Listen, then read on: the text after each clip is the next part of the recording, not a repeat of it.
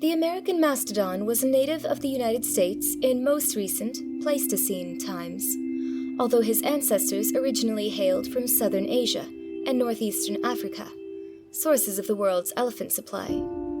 He did not live long enough to see Europeans land upon our shores, although he doubtless encountered the first so-called Indians who took possession of North and South America long before. In the most recent Pleistocene, sometimes called the Quaternary period, mammals were at the height of their glory. Horses, camels, and antelopes swarmed upon the plains. Giant ground sloths, tapirs, and deer roamed through the forests, while lions and saber-toothed tigers ever hovered about, preying upon the larger animals.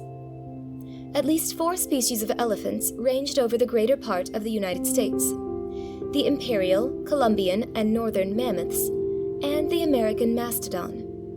The mammoths were tall, rangy beasts with short, high-peaked heads and widely curving tusks. The largest of them was the imperial elephant, who stood about 13 feet 6 inches at the shoulders and had tusks over 15 feet long.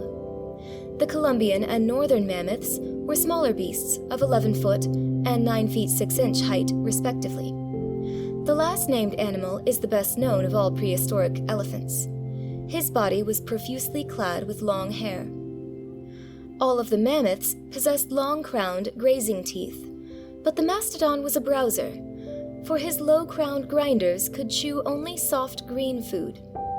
Although of old-fashioned type, he had the knack of taking care of himself, for he lived and thrived long after most other prehistoric animals had disappeared.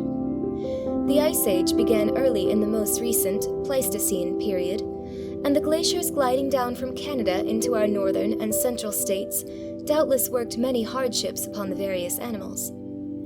The imperial mammoth, saber-toothed tiger, and many others soon became extinct, but the mastodon held on for several hundred thousands of years until after the great ice fields had melted away. This ice-melting epoch probably helped the mastodon in that the abundant moisture encouraged growth of soft plants, which best suited his low-crowned browsing teeth. His race, numbering hundreds of thousands, ranged over the United States, and today their bones are frequently found in peat bogs, mire deposits, or in the beds of dried-up streams.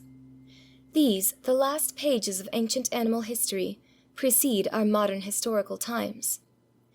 Near Minooka, Illinois, about 50 miles southwest of Chicago, remains of a dozen mastodons were discovered buried at the bottom of a spring. Their bones, together with those of the deer moose, elk, and beaver, lay on top of the gravels left by the last melting glaciers. Not far distant is Osable Creek. While exploring the latter's bank, I came across a tusk fragment protruding from the sandy loam. It was the girth of a man's thigh, and the 2 ends of a monster thigh bone lay buried beside it. That was all.